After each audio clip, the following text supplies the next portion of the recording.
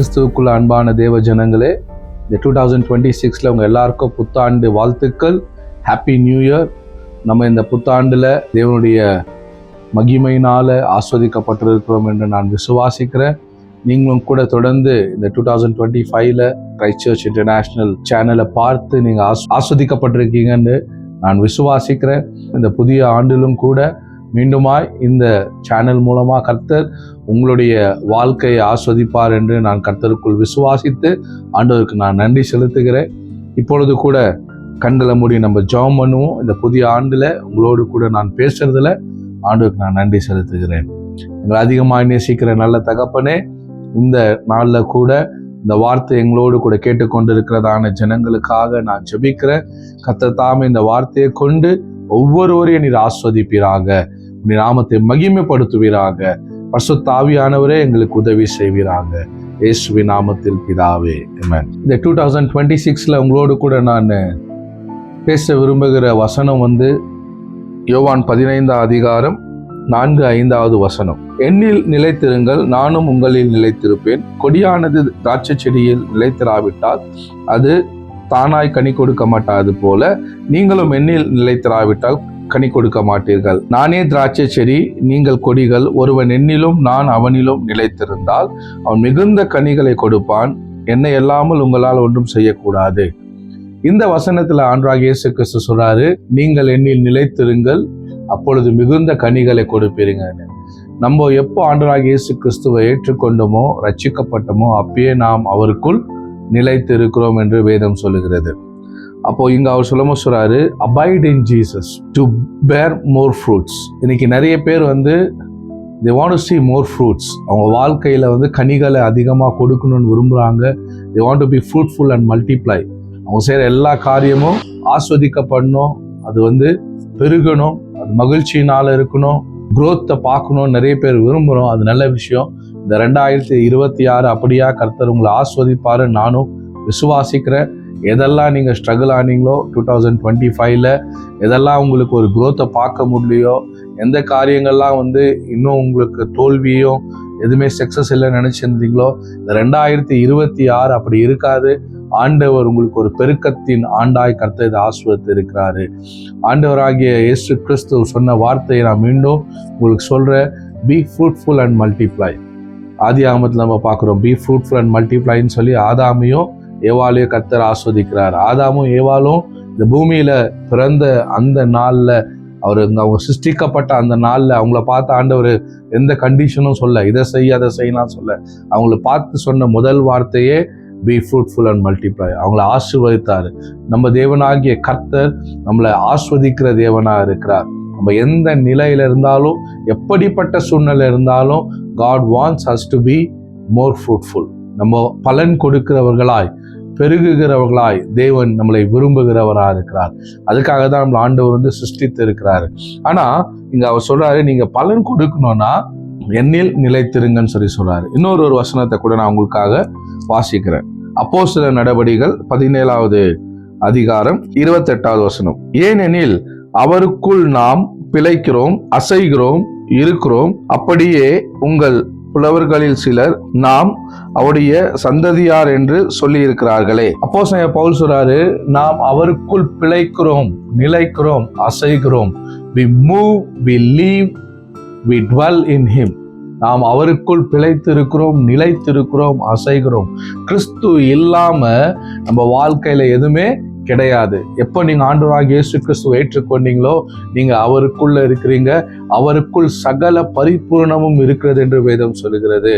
அவரை கொண்டு அவருக்கென்று சகலமும் சிருஷ்டிக்கப்பட்டது, அவருக்குள் சகல பரிபூர்ணமும் இருக்கிறது. ஒருவேளை இந்த 2026 உங்களுக்கு ஒரு ஆச்சரியம் என்னன்னு நீங்க யோசிச்சு கொண்டு இருக்கலாம். 2025 விட 2026 என்ன பெரிய வித்தியாசம் இருக்கும் நீங்க கேள்வி கேட்டு கொண்டிருக்கலாம். எனக்காக என்ன ஆண்டவர் வச்சிருக்கிறார் என்ற ஒரு கேள்வியில நீங்க இருக்கலாம். ஆனா ஆண்டவர் ஆகிய இயேசு கிறிஸ்துவுக்கு இது ஒரு ஆச்சரியமோ இல்லை, ஒரு கேள்வியோ இல்லை. ஏன்னா அவர் நேற்றும் இன்றும் என்றும் மாறாதவரா இருக்கிறாரு. 2026க்குள்ள நம்ம வர்றதுக்கு முன்பதாகவே அவர் நமக்காக வந்து இங்க அவர் நிற்கிறவரா இருக்கிறார். நீங்க 2026க்குள்ள டிராவல் பண்றதுக்கு முன்பதாகவே இயேசு அவர் உங்களுக்காக அங்க வெயிட் பண்றவரா இருக்கிறாரு. அதனால உங்களுடைய ஃபியூச்சர் குறித்து நீங்க பயப்பட தேவையில்லை. 2026 குறித்து நீங்க பயப்பட தேவையில்லை. ஏன்னா நீங்க அவருக்குள் இருக்கீங்க, அவருக்குள் பிழைத்து இருக்கிறீங்க, அவருக்குள் நீங்க அசைகிறீங்க, அவருக்குள்ள சகல பரிபூர்ணமும் வாசமா இருக்கிறது. இந்த 2026 நீங்க மிகுந்த கனிகளை கொடுக்கத்தக்கதாக இன்னும் அதிகமாய் அவருக்குள்ள நீங்க நிலைத்திருங்க என்று சொல்லி உங்களை நான் உற்சாகப்படுத்த விரும்புகிறேன். தாவீது சொல்லும்போது சொல்றாரு, சங்கீத புஸ்தகத்துல 27வது அதிகாரத்துல உங்களுக்காக நான் வாசிக்க விரும்புகிற சங்கீதம் 27வது சங்கீதத்துல தாவீது சொல்லும்போது சொல்றாரு, 4ஆம் வசனம், கர்த்தரிடத்தில் ஒன்றை நான் கேட்டேன், அதையே நாடுவேன். நான் கர்த்தருடைய மகிமையை பார்க்கும்படியாகவும் அவருடைய ஆலயத்தில் ஆராய்ச்சி செய்யும்படியாகவும் நான் என் ஜீவனுள்ள நாளெல்லாம் கர்த்தருடைய ஆலயத்தில் தங்கியிருப்பதையே நாடுவேன். ஏன்னா இங்க தாவீது சொல்றாரு, ஐ சீக் ஒன் திங், எனக்கு ஒரே ஒரு ஆசை தான், என்ன?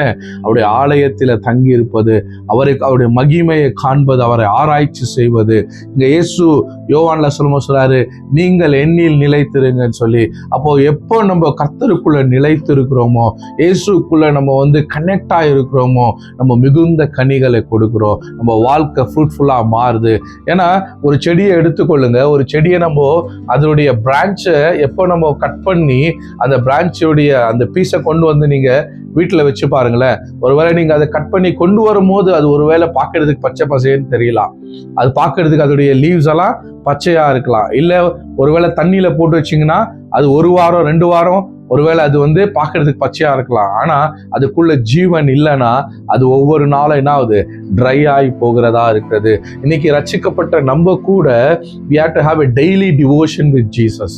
நமக்கு அனுதினமும் கிறிஸ்துவோடு ஒரு ஐக்கியம், ஒரு தொடர்பு, நாம் அவருக்குள் இருப்பது ரொம்ப முக்கியமா இருக்கிறது. ஏன்னா கொடியானது தானா கனி கொடுக்க மாட்டாது என்று சொல்லி அந்த இடத்துல இயேசு சொல்லும்போது சொல்றாரு, கொடியானது செடியில எப்போ நிலைத்து இருக்கிறதோ அது மிகுந்த கனிகளை கொடுக்கிறது. So you have to make a choice.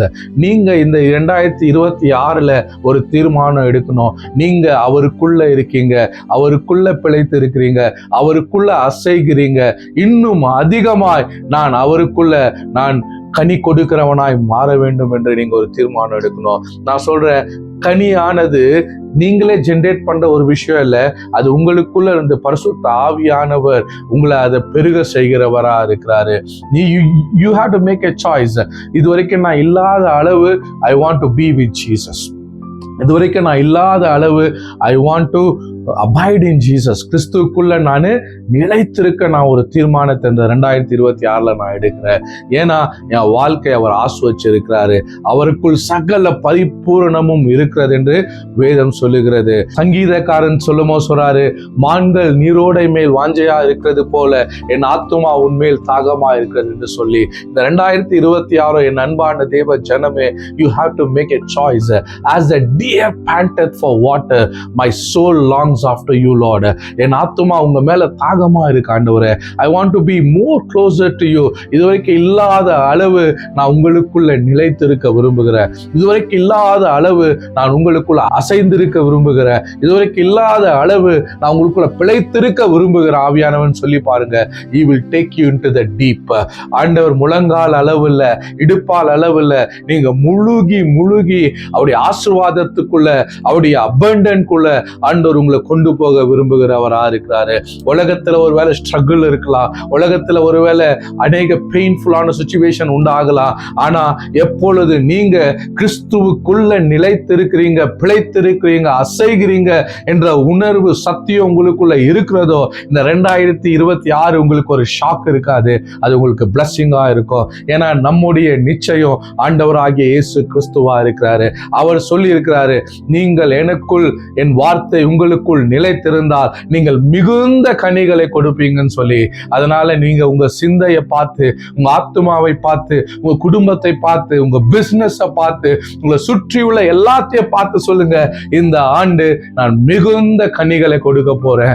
என்னுடைய ஸ்பிரிச்சுவல் லைஃப்லயும் நான் மிகுந்த கனிகளை கொடுக்க போறேன். ஒருவேளை இது வரைக்கும் எனக்குள்ள இருந்ததான நிறைய கசப்புக்கள், எனக்குள்ள இருந்ததான நிறைய பயங்கள், எனக்குள்ள இருந்ததான எதெல்லாம் எனக்கு ஸ்பிரிச்சுவல் ஸ்ட்ரகிள்னஸ் இருந்துச்சோ அது எல்லாத்தையும் இந்த 2026ல ஆண்டவர் எனக்கு மாற்ற போகிறாரு. என்னை பார்த்து பயந்தாங்கோலின்னு சொன்னவங்க என்னை பார்த்து சொல்லுவாங்க, எனக்குள்ள ஒரு தைரியத்தை பார்ப்பாங்க, எனக்குள்ள ஒரு மாற்றத்தை பார்ப்பாங்க. என்னை பார்த்து முடியாதுன்னு சொன்னவங்க இவனை பார்த்து முடியாது நம்ம சொன்னோமே, ஆனா இந்த மனுஷனுக்குள்ள ஒரு மாற்றம் நான் பார்க்கிறேன். இது எப்படி வந்தது? இயேசு கிறிஸ்துவோடு கூட இருக்கிறதுனால உண்டாச்சு. அததான் நம்ம அப்போஸ்தலருடைய வாழ்க்கையில பார்க்கிறோம். அப்போஸ்தலர்கள் பேதுரு என்ன பண்ணாரு? சுவிசேஷத்தை பிரசங்கிக்கும் போது அங்க இருந்த ஜனங்கள்லாம் சொன்னாங்க, இவங்கெல்லாம் படிக்காதவங்களாச்சு, இவங்கெல்லாம் மீன் பிடிக்கிறவங்களாச்சு, எப்படி இவங்களுக்கு இவ்வளவு பெரிய தைரியம் வந்ததுன்னு சொல்லும் போது அங்க இருந்த ஜனங்க அங்க இருந்ததான வேத பண்டிதர் சொன்னாங்க, இவர்கள் இயேசுவோடு கூட இருந்தாங்கன்னு சொல்லி. இயேசுவோடு கூட இருக்கிறவர்கள் உலகத்தை தலைகீழாய் மாற்றுகிறவர்கள் என்று வேதம் சொல்கிறது.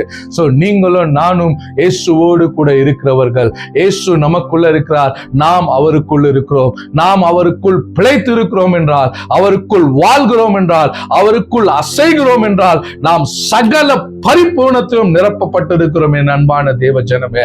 அதனால உன்னுடைய ஆவிக்குரிய வாழ்க்கையிலும் ஒரு பெரிய வெற்றியை நீ பெற்றுக்கொண்டு இருக்கிறத நீ விசுவாசிக்க வேண்டும். எனக்குள்ள கிறிஸ்து இருக்கிறபடியினால நான் இனி எந்த காரியத்தை குறித்து நான் பயப்பட மாட்டேன், எந்த காரியத்தை குறித்தோ நான் இனிமே பேக்ஸ்லைடன் ஆக மாட்டேன். நான் தைரியம் உள்ளவனாய் இந்த ஆண்டுல முன்னேறி செல்வேன் என்று சொல்லி நீ ஒரு தீர்மானத்தை எடுத்து பாரு. இந்த 2026 உன் ஆவிக்குரிய வாழ்க்கை அது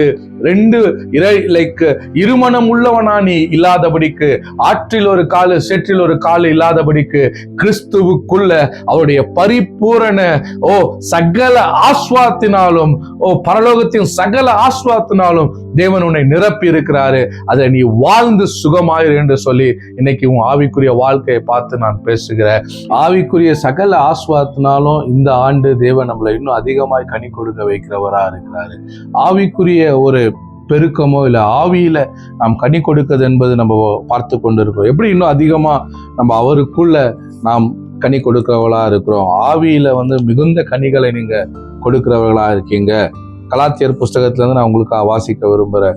கலாத்தியர் 5ஆம் அதிகாரம் 22வது வசனம். ஆவியின் கனியோ அன்பு, சந்தோஷம், சமாதானம், நீடிய பொறுமை, தயவு, நற்குணம், விசுவாசம், சாந்தம், இச்சையடக்கம், இப்படிப்பட்டவைகளுக்கு விரோதமான பிரமாணம் ஒன்றும் இல்லை. நீங்க எந்த அளவுக்கு அவருக்குள்ள நிலைத்து இருக்கிறீங்களோ, எந்த அளவுக்கு அவருக்குள்ள நீங்க டைம் ஸ்பெண்ட் பண்றீங்களோ, நீங்க ஆவியில இன்னும் அதிகமாய் கனி கொடுக்கிறவங்களா மாறுறீங்க. பரிசுத்த ஆவியானவர் உங்களுடைய சுபாவங்கள்ல நீங்க இன்னும் பெருகி கனி கொடுக்கிறவர்களாய் மாற்றுகிறவரா இருக்கிறாரு. ஒருவேளை நீங்க இதுக்கு முன்னாடி அதிக கோபம் உள்ளவர்களா இருந்திருக்கலாம், எதை கேட்டாலும் நீங்க கோபப்படுறவங்களா இருக்கலாம். ஆனா நீங்க அதிகமா அவருடைய வார்த்தை உங்களுக்குள் நிலைத்திருக்கும் போது, நீங்க அவருக்குள் நிலைத்திருக்கும் போது, நான் சொல்றேன், உங்களுடைய ஆவிக்குரிய சுபாவம் உங்களுக்குள்ள இருந்து வெளியே அது மகிமையா காணப்படுகிறதா இருக்கிறது. கோபமா உங்களை பார்த்த மனுஷங்க பார்த்து சொல்லுவாங்க, இவருக்குள்ள அதிகமான சாந்தத்தை நான் பார்க்கிறேனே, ஒரு டிஃபரன்ஸை நான் பார்க்கிறேனே, அவர் நீடிய சாந்தமுள்ள மனுஷனாகிறாரு. இப்படிப்பட்டவர் இப்படியா மாறிட்டாரு. ஏன் தெரியுங்களா? You are abiding in Jesus. கிறிஸ்து உங்களுக்குள்ள, நீங்க கிறிஸ்துவுக்குள்ள நிலைத்து இருக்கிறது தான். அவருடைய வார்த்தையில நீங்க நிலைத்து இருக்கிறதா. சங்கீதக்காரன் சொல்லும்போது சொல்றாரு, இரவும் பகலும் அவருடைய வார்த்தையில் தியானமா இருக்கிற மனுஷன் பாக்கியவான். அவன் நீர்க்கால்களின் ஓரமாய் நடப்பட்டு தன் காலத்தில் தன் கனியை தந்து இலையுதிராது இருக்கிற மரத்தை போல இருப்பான். அவன் செய்வதெல்லாம் வாய்க்கும். நான் சொல்றேன், நீங்க எந்த அளவுக்கு இந்த வருஷம் நீங்க ஆண்டவருக்கு கூட நீங்க நேரத்தை ஸ்பெண்ட் பண்ண நீங்க ரெடியா இருக்கீங்களோ, நீங்க அதிகமா டைம் கர்த்தருடைய வார்த்தைக்கும் அவருடைய பிரசன்னத்துக்கும், எப்படி மான்கள் நீரோடை மேல் வாஞ்சையா இருக்கிறது போல உங்க ஆத்துமா அவர் மேல தாகமா இருந்து, when you give more time to be with Jesus, நான் சொல்றேன், நீங்க in season or out of season you will bear more fruits. நீங்க காலத்திலும் காலம் இல்லாத சீசன்ல கூட நீங்க கனிகளை கொடுக்கிறவங்களா இருக்கீங்க. ஏன்னா சில கனிகள் சீசன்ல தான் வரும். ஆனா கிறிஸ்துவுக்குள்ள நிலைத்திருக்கிறவன் ஈவன் இந்த out of season you will bear fruits. இந்த ஆண்டு நீங்க யோசிக்கவே தேவையில்லை, இது என்னுடைய சீசன் இல்லையா, என்னுடைய டைம் இல்லையா, எனக்கான வெற்றி இல்லையான்னு. அப்படி இல்லவே இல்லை. நீங்க அவுட் ஆஃப் சீசன்ல இருக்கின்ற ஒரு தாட்டுக்குள்ளே போவாதீங்க. எல்லா நேரத்திலும் நீங்க கனிகளை கொடுக்கும்படி கர்த்தர் உங்களுக்குள்ள இருந்து சாந்தமும், உங்களுக்குள்ள இருந்து அன்பும், நீடிய பொறுமையும், எல்லா சூழ்நிலையிலும் நீங்க ஆவிக்குரிய கனிகளை கொடுக்கிறவர்களாய் உங்களை மறுரூபப்படுத்த அவர் விரும்புகிறவரா இருக்கிறார். நீங்களும் கனிகளை கொடுக்க தீர்மானம் பண்ணும்போது you will see much changes in your spiritual life, in your characters. அதே போல அடுத்து நம்ம பார்க்கிறோம், உன்னுடைய ஆத்துமாவில் பிரியமானவனே, உன் ஆத்துமா வாழ்வது போல நீ எல்லாவற்றிலும் வாழ்ந்து சுகமா இரு மகனே என்று சொன்னது போல உங்களுக்குள்ள ஒரு ஸ்டெபிலிட்டி, உங்களுடைய மைண்டுக்குள்ள ஒரு ஸ்டெபிலிட்டியை பரிசுத்த ஆவியானவர் கொண்டு வருகிறவரா இருக்கிறாரு. நீங்க அலைந்து திரிகிறவளா இல்லாம you will have a strong mindset. நான் கர்த்தருக்குள்ள இருக்கிற, அவர் எனக்குள்ள இருக்கிறார், அவருடைய வார்த்தை எனக்குள்ள இருக்கிறது, இந்த வார்த்தை என் வாழ்க்கையில மிகுந்த கனிகளை கொடுக்க வைக்கிறது என்ற ஒரு மைண்ட் செட் ஆண்டவர் உங்களுக்குள்ள அவர் பெருக பண்ணுவார் என்று நான் விசுவாசிக்கிறேன். நான் உங்களுக்காக ஜபிக்கிறேன். ஏன்னா நம்ம சீசன்ல கனி கொடுக்கிறவங்கல்ல, எல்லா சீசன்லுமே நம்ம கனி கொடுக்கிறவங்களா இருக்கிறோம். இந்த 2026 மீண்டுமா சொல்றேன், உங்களுடைய மைண்ட்ல கூட எந்த அரண்களும் உங்களுடைய ஆஸ்வாத்தை திருட முடியாது. ஏன்னா பவுல் சொல்றாரு, எல்லா எண்ணங்களையும் நாங்கள் கிறிஸ்துவுக்கு கீழ்ப்படிய செய்கிறோம் என்று சொல்லி. அப்போ எதெல்லாம் ஆண்டவருக்கு பிரியமா இல்லையோ அந்த தாட்ஸை நீங்க என்கரேஜ் பண்ணாதீங்க. அந்த தாட்ஸை நீங்க கிறிஸ்துவோடு கூட நீங்க நேரத்தை செலவிடும் போது அந்த தாட்ஸை நீங்க கேப்டிவ்குள்ள கொண்டு வரீங்க. அது கேப்டிவ்குள்ள வரும்போது அதன் மேல ஒரு டொமினியனை நீங்க இந்த ஆண்டுல பார்ப்பீங்க. உங்களுடைய சிந்தையை நீங்க மேற்கொள்ளும்படியான ஒரு அதிகாரம் கிறிஸ்துவுக்குள்ள நமக்கு இருக்கிறது. அதை நீங்க அனுபவிங்க என்று சொல்லி உங்களை நான் உற்சாகப்படுத்துகிறேன். உங்களுடைய எண்ணங்கள் கூட உங்களை சிறைப்படுத்த முடியாது இயேசுவின் நாமத்தால. உங்க எண்ணங்கள் உங்களை பார்த்து சொல்லலாம், you are a failure, you are not going to prosper, you are not going to see success ன்னு. ஆனா ஆண்டவருடைய வார்த்தை சொல்லுது, நீங்க என்னிலும் என் வார்த்தை உங்களிலும் நிலைத்திருந்தால் நீங்கள் மிகுந்த கனிகளை கொடுப்பீர்கள். உங்க ஆத்துமாவை பார்த்து சொல்லுங்க, என் மைண்டு மிகுந்த கனிகளை கொடுக்கும். இந்த ஆண்டு என் மைண்டு டல் மைண்டு இல்லை, என் மைண்டு அது தோல்வியின் மைண்டு இல்லை, என் மைண்டு தோற்கடிக்கப்பட்டதல்ல. எனக்கு நான் கிறிஸ்துவுக்குள்ள முற்றிலும் வெற்றி சிறக்க பண்ணின தேவன் எனக்குள்ள இருக்கிறாரு. நான் அவருக்குள்ள முற்றிலும் வெற்றி சிறக்கப்பட்டவன் என்று சொல்லி உன் ஆத்துமாவை நீங்க பேசும்போது உங்க ஆத்துமாவில் நீங்க மிகுந்த கனிகளை கொடுக்கிறவர்களாய் இந்த ஆண்டு உங்களை மாற்றுகிறவரா இருக்கிறாரு. அதே போல உங்களுடைய சரீரத்துல கூட தேவன் தங்குகிற ஆலயமா நீங்க இருக்கீங்க. ஏன்னா வேதம் சொல்லுகிறது, பரிசுத்த ஆவியானுடைய ஆலயம் நம்ம சரீரம் என்று சொல்லி.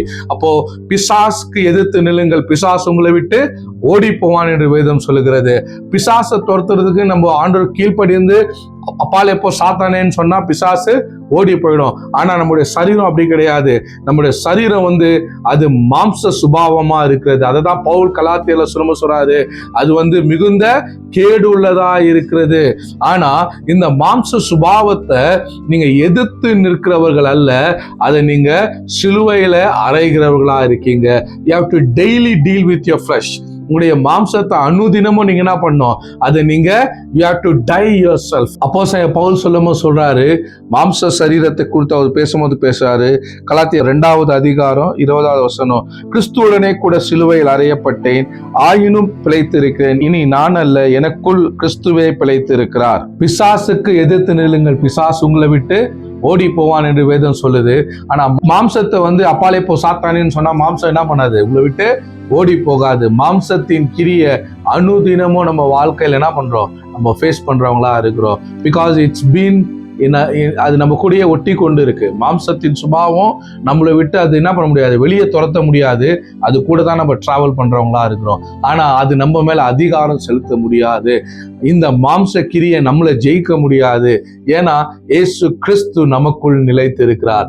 நாம் அவருக்குள் நிலைத்திருக்கிறோம், அவருக்குள் பிழைத்திருக்கிறோம், அவருக்குள் அசைகிறோம், அவருக்குள் வாழ்கிறோம், அவருக்குள் சகல பரிபூர்ணமும் நமக்குள் அது வாசம் பண்ணுகிறதா இருக்கிறது.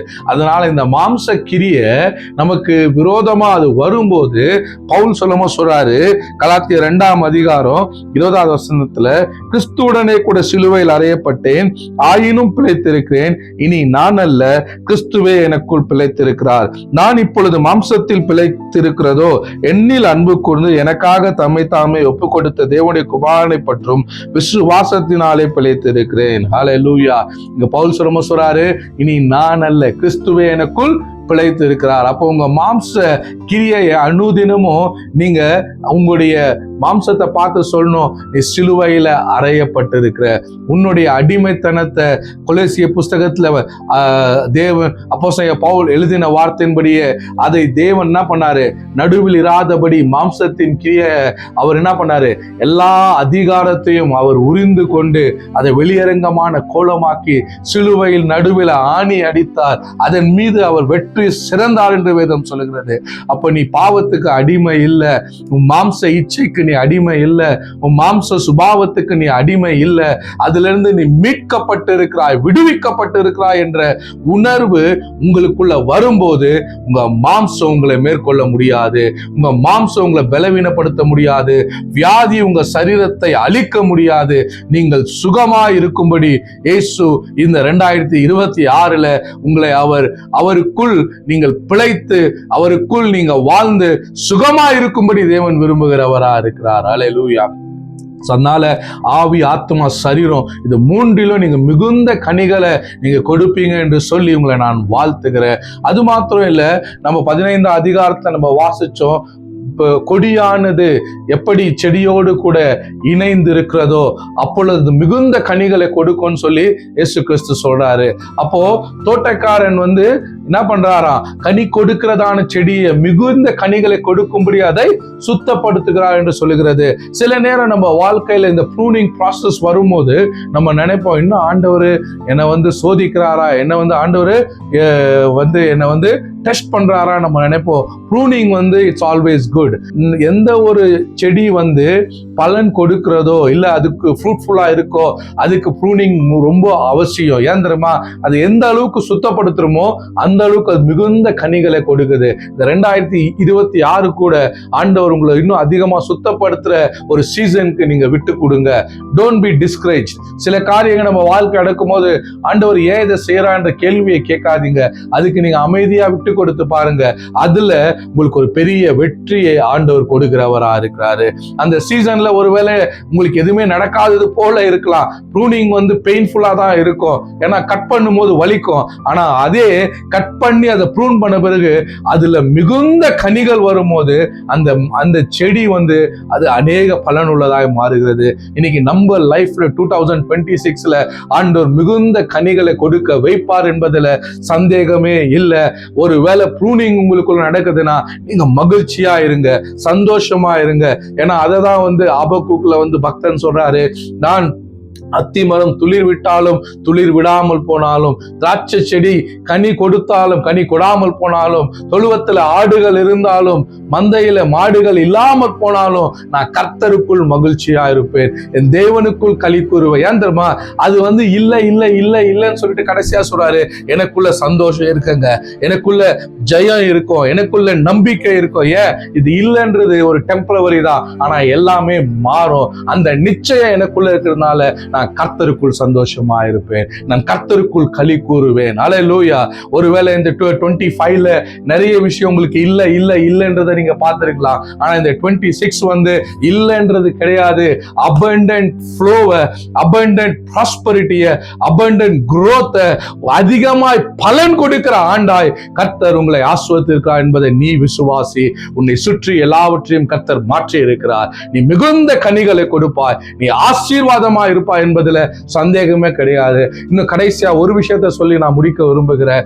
எப்பொழுது மிகுந்த கனிகளை நீங்க பார்க்கணும்னு நினைக்கிறீங்களோ அதுக்கு முன்பதாக நம்ம ஒரு விஷயத்தை யோசிக்கணும். பாருங்க, இன்னைக்கு ஒரு குழந்தை இந்த பூமியில வருதுன்னா அந்த குழந்தை வர்றதுக்கு முன்பதாக ஒரு ரிலேஷன்ஷிப் தேவைப்படுது, ஒரு கணவன் மனைவி என்ற ஒரு பந்தம் தேவைப்படுது, அந்த ஒரு திருமணம் தேவைப்படுது. அந்த திருமணத்துல தேவன் ஒரு கணவன் மனைவி இணைக்கும் போது அவங்களுக்கு வர ஒரு ஃப்ரூட் ஒரு நல்ல குழந்தையா இருக்கிற இருக்கிறது. அப்போ ஒரு சம்பந்தம் வரும்போது அங்க ஒரு கனியை ஆண்டவர் என்ன பண்றாரு, இந்த பூமியில வந்து அதை வந்து ப்ராஸ்பர் பண்றவரா இருக்கிறாரு. அதே போலதான் ஆண்டவராகிய இயேசு கிறிஸ்துவுக்குள்ள நீங்க நிலைத்திருக்கும் போது, அவருடைய வார்த்தை உங்களுக்குள்ள நிலைத்திருக்கும் போது, இந்த ரிலேஷன்ஷிப் உங்களுக்குள்ள ஸ்ட்ராங்கா இருக்கும் போது, நீங்க கொடுக்கிறதான நீங்க பர்த் பண்றதான அந்த ஃப்ரூட்ஸ் வந்து அது கிறிஸ்துவை மகிமைப்படுத்துகிறதா இருக்கிறது. ஹல்லேலூயா.